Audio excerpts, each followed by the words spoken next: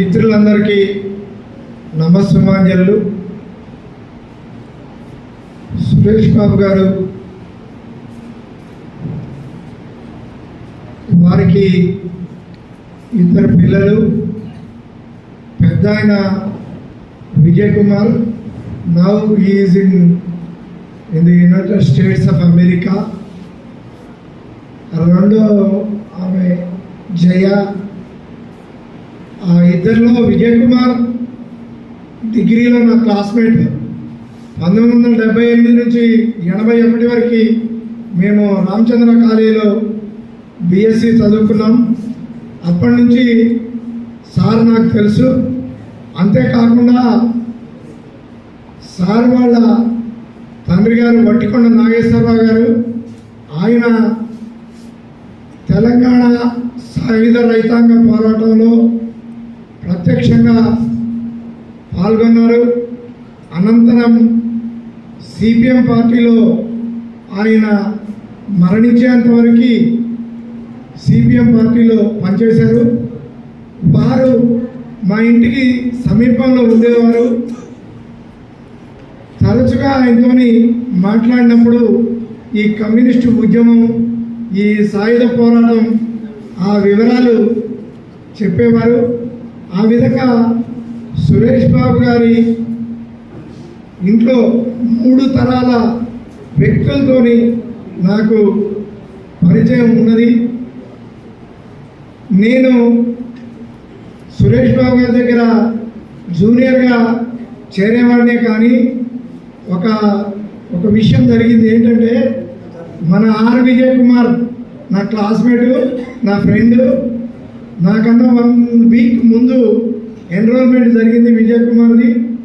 నాకన్నా 1 వీక్ ముందు వచ్చినప్పుడు విజయ్ కుమార్ సార్ దగ్గర జూనియర్గా చేరడం జరిగింది. కాబట్టి నేను గురుప్రసాదరావు సార్ గారి ఆఫీస్లో జూనియర్గా చేరాను. అయితే ఇక్కడ ఒక విషయం ఉన్నది. నేను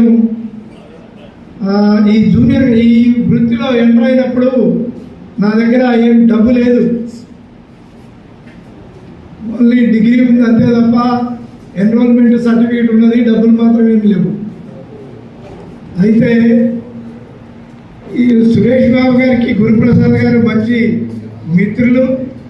ఆయన సార్ ఆఫీసులో నన్ను చేరేటప్పుడు మరి ఈయన దగ్గర డబ్బేం లేదు, ఈయన కొద్దిగా ఆర్థికంగా మీరు కొంత ఆదుకోవాలని చెప్పడం జరిగింది.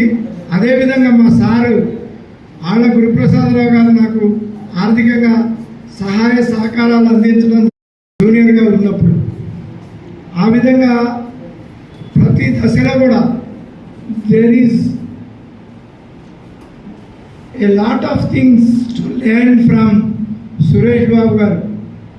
ఆయన ఒక దృష్టి, నిశ్చితమైనటువంటి పరిశీలన దృష్టి ఉంటుంది ఆయనకి. అది that may be from the inheritance. తర్వాత ఈ కమ్యూనిస్టు సైద్ధాంతిక అవగాహన ఉండటం వల్ల ఆ నిశ్చితమైనటువంటి పరిశీలన దృష్టి అలవడి ఉండవచ్చు అని నా అభిప్రాయం. కేసు చేసేటప్పుడు మనం ఆయన్ని అబ్జర్వ్ చేస్తే ఎన్నో విషయాలు, అసలు క్రాస్ ఎగ్జామినేషన్ ఎట్లా చేయాలా, ఏం చేయాలా అనేది మనం ఆయన నుంచి నేర్చుకోవచ్చు.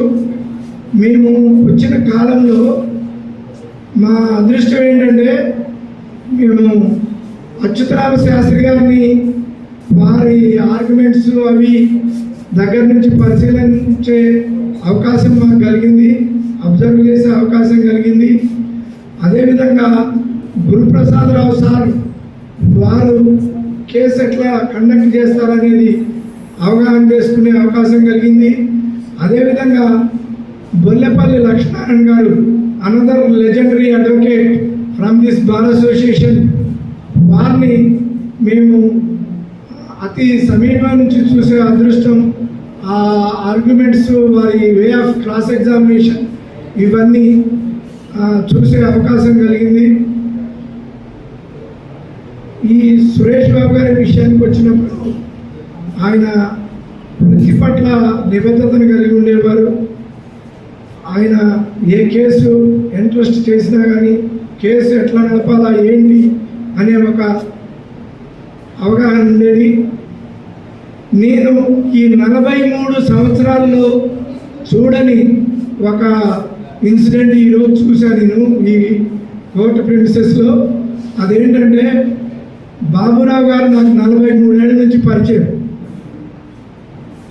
ఆయన కళ్ళల్లో నీళ్లు తిరగడం అనేది నేను ఎప్పుడు చూడలేదు, ఈరోజు చూశాను. కాబట్టి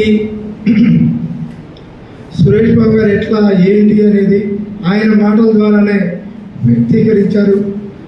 ఆయన నుంచి మనం స్ఫూర్తి పొంది మనం కూడా నిబద్ధతను అది అలవాటు చేసుకొని మనం మెలగాలని ఈ అవకాశం ఇచ్చినటువంటి భారత అసోసియేషన్ అధ్యక్షులకు ధన్యవాదాలు తెలియజేస్తూ ముగిస్తున్నాను.